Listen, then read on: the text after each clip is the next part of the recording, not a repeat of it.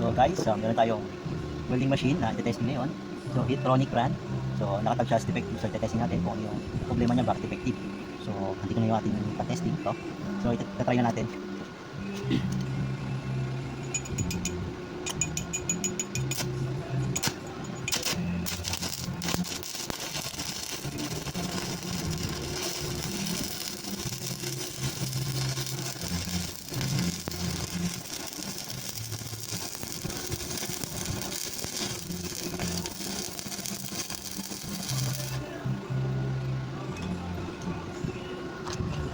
So ayun na guys, nakapag-testing na tayo.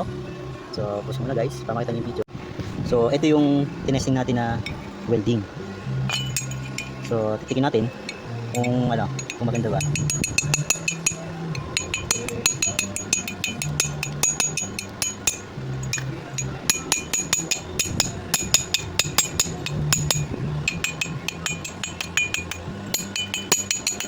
So ayun guys, maganda naman yung luto niya guys. So tingin ko naging problema lang ito kable.